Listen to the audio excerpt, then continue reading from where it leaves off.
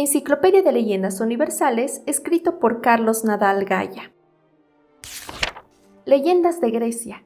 Edipo. Una antigua tradición de Tebas daba como seguro que Layo debía ser el último rey de la raza de Cadmo.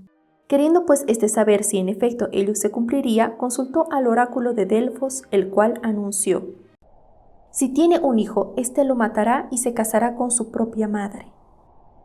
Estas palabras le quitaban el sueño al rey a tal punto que cuando tuvo un hijo de su esposa, Yocasta, ordenó que le ataran los pies y lo abandonaran en las montañas de Citerón, para que así con su muerte no se pudiese cumplir el vaticinio.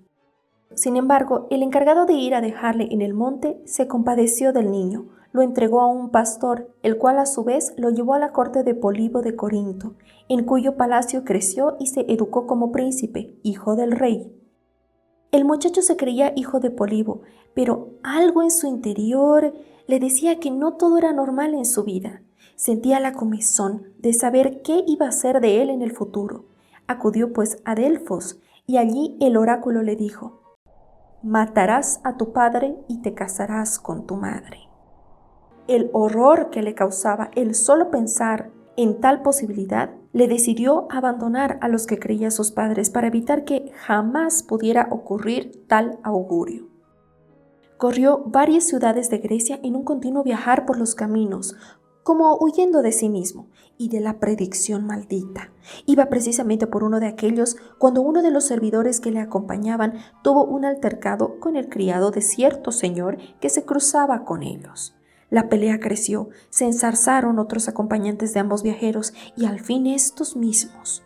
De las palabras pasaron a los hechos y la espada dio fin del desconocido. Edipo, sin sospecharlo, acababa de matar a su verdadero padre, Layo, rey de Tebas. El oráculo comenzaba a cumplirse. Siguió, empero, la marcha sin más preocupación que la producida por haber causado una muerte en el calor de una reyerta.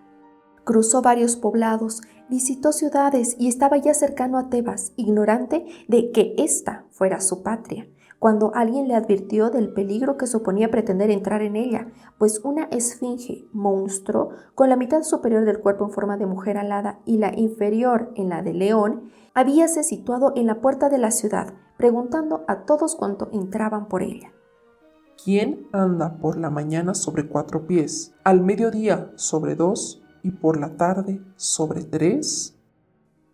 Hecha esta pregunta, ¿cuántos no resolvían el acertijo eran muertos? Lo que había sucedido con todos hasta la llegada de Edipo. Pero si esta desgracia fuera poca, Layo, el rey de la ciudad, había sido asesinado.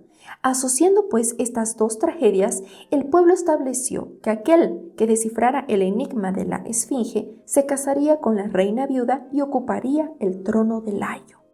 Edipo se creyó llamado a resolver aquella situación. Se presentó ante la esfinge, ante la expectación de todo el pueblo, y así que le hizo el monstruo la consabida pregunta, le contestó sin titubeos: es el hombre, quien por la mañana, que viene a ser su infancia, anda sobre 4 pies, al mediodía, que es su mayor edad, sobre 2, y por la tarde, su vejez, sobre 3, siendo el tercero su báculo o bastón. Con asombro observaron todos cómo al oír esta respuesta la esfinge retrocedía y echaba luego a volar, abandonando definitivamente la puerta de la ciudad. Enseguida el pueblo se deshizo en gritos jubilosos y muestras de gratitud hacia Edipo, y entraron en Tebas con efusiones de respeto y cariño para hacerle su rey. Se casó pues con Yocasta, que era su madre, y ocupó en efecto un trono que en definitiva le pertenecía por derecho al haber muerto Layo, aunque nadie supiera que por su nacimiento le correspondía esa sucesión. De momento todo fue felicidad en Tebas. Edipo gobernaba como monarca justo y bondadoso, y los ciudadanos gozaban de la libertad recientemente conquistada. Sin embargo, esta tranquilidad se acabó muy pronto, pues una horrible peste se extendió entre los ciudadanos causando gran mortandad. Era una plaga horrible y tanto se prolongaba que Edipo hizo interrogar a Delfos para saber si quedaba aún mucho tiempo que soportarla. El oráculo contestó que la epidemia terminaría cuando los tebanos vengaran la muerte de Layo.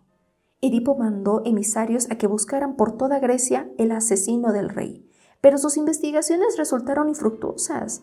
La peste seguía diezmando a la población de manera implacable. Un día, como un adivino de Tebas, viejo y ciego, diera a entender con palabras entreveladas que sabía algo. Edipo le constriñó a que fuera más explícito. El anciano se resistía pese a que el rey le apremiaba cada vez con mayor acritud. Así pasaron varios días. Todo el pueblo seguía con impaciencia aquella lucha sorda entre un anciano casi inválido y sin vista, que se resistía a dar con un nombre la salud a toda la ciudad y a acatar la gran autoridad moral y física del monarca.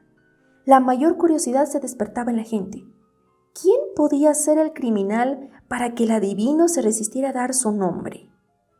Tantas amenazas pronunció el rey y tan dispuesto se hallaba a que le fuesen aplicadas, que el adivino, convocado ante todo el pueblo, acabó por hablar. El asesino de Layo eres tú mismo, le dijo al rey.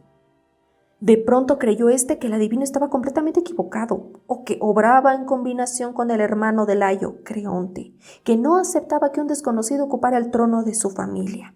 Además, Edipo estaba seguro de que no había dado muerte al rey de Tebas, ya que jamás lo había visto en su vida. Sin embargo, muy a su pesar, la duda penetró en su corazón con las palabras del viejo. En los días sucesivos, una serie de indicios se fueron acumulando. Recordaba, por ejemplo, que en Delfos le habían vaticinado que mataría a su padre. Yocasta hacía todo lo posible por quitarle estas preocupaciones. ¿Cómo podía pues ser ella, su madre? La llegada de un mensajero de Corinto, la ciudad donde Edipo había crecido, acabó de plantear la posible culpabilidad de este de manera insoslayable. Llegaba para comunicarle que Polibo, a quien había tenido por padre, acababa de morir, no sin antes revelar que Edipo no era su hijo, sino que fue recogido por un pastor en el monte Citerón. La alarma de Edipo subió de punto. El hecho de no haber dado muerte a Polibo no era una garantía de que no se hubiese cumplido el oráculo de Delfos. Además, el bien podía ser de Tebas, ya que hallado por un pastor en el Citerón, cabía la posibilidad de que no hubiera nacido en Corinto. Urgía, pues, encontrar al pastor que le había llevado a la que hasta entonces consideraba como su patria.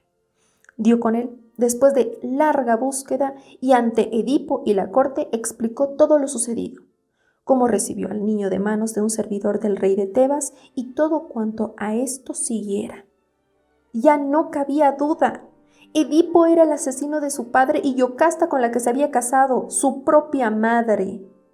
Fue presa de la mayor desesperación. Se rasgó las vestiduras, llenó la ciudad con sus gritos de dolor. Por fin, ante todo el pueblo, se aplicó un hierro candente a los ojos, pues estimaba que no podía ver más la luz quien había cometido los más horrendos crímenes que caben en el orbe. Luego abandonó Tebas y comenzó una larga peregrinación expiatoria por Grecia.